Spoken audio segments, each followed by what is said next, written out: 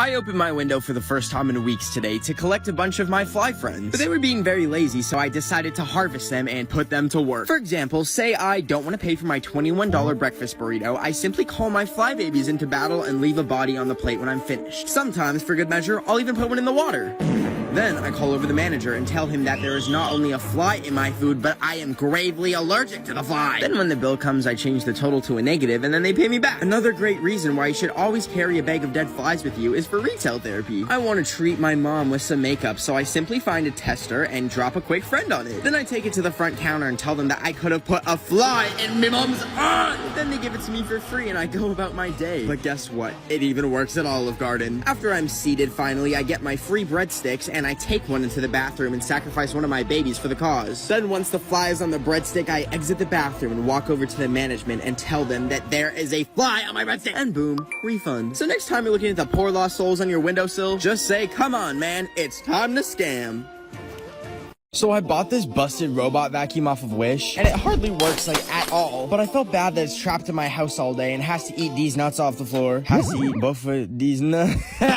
Anyways, I was always wondering what would happen if I just set it loose in the street. So I took it outside and set it free by bringing it outside and walking it. And I got a few weird looks from people, but they weren't walking their vacuum pets, which makes them look like the idiots. Anyways, I was following it and I noticed it was actually leading me to this warehouse. And I was really scared to go in, but Bofa brought me here, so I opened this huge door, which led me down a weird hallway. And that's when I realized little Bofa had taken me to the NASA headquarters, because I was hearing some weird, strange song playing. And water began to pour in, and I started panicking as it started to fill up. And that's when I heard a voice on the intercom say, "What do you feel like?" And that's when it clicked and I said, "An astronaut in the ocean." And that is how I was selected to become the first TikToker chosen by NASA to go to space. Okay, today I tried that dog butt prank with Nutella on my friend who has coprophobia, which is a fear of... So anyways, I got some cute little oranges and I cut a little butt in it with a spoon. And then I grabbed my Nutella and...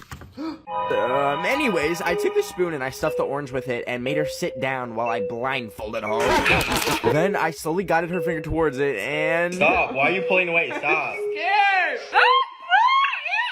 Then before she took her blindfold off, I ran over, grabbed Monty, put him on the table and... I don't know what that I'm gonna throw. You wanna see what it was? Take your blindfold off. No, I don't want to.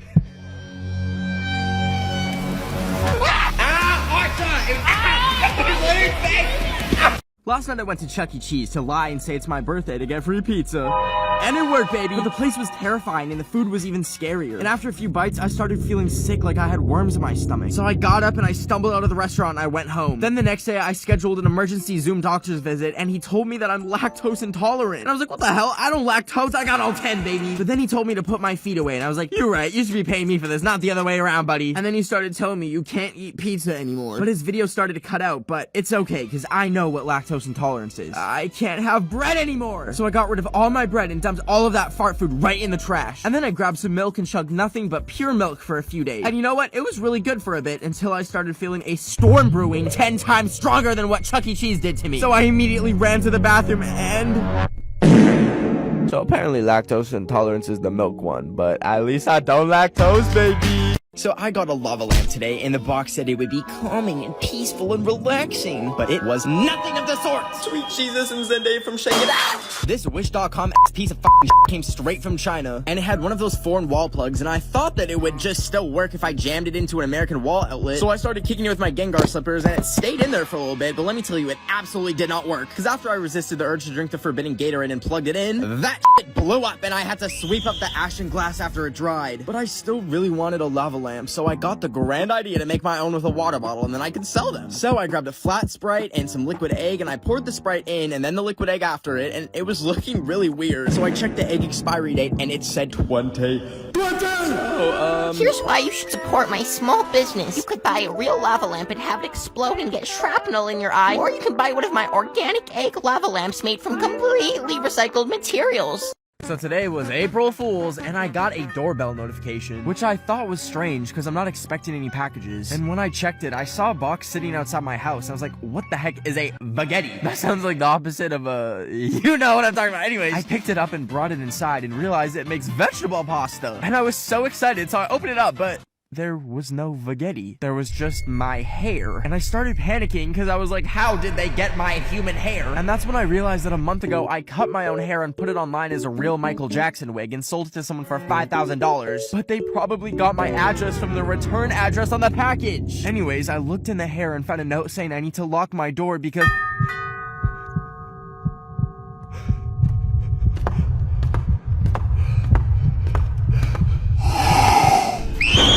Ever since Trump got banned off of every social media platform, I actually discovered the last way that he's been able to whine to his little Trump stands since he can't be on Twitter anymore. And you're probably wondering, what is it? Well, last January, my number got leaked online, and someone took my number and gave it to the Trump campaign. So they've been sending me non-stop texts, emails, and calling me like once a week. To support Donald Trump. And whenever they call me, I, politely decline. Anyways, since he's been banned, it's been real quiet until one day I was drinking Red Bull out of my frog mug on the balcony when a piece of paper hit me in the head from the sky and I saw a carrier pigeon flying away. Anyways, I looked at the note and it was a note from Trump himself saying he's bored and losing his job and needs $50. So you know what I did? I went looking for the perfect pigeon to send back to the president of the United States, and I found a strong young pigeon with just a dash of rabies. I showed it a picture of Trump, pointed it in the direction of the White House, and I said, fly, baby, fly. I just wanted to quickly pop on here and remind y'all that I am a psychic. Bobby, a BTS burger. I can see them making some sort of food item,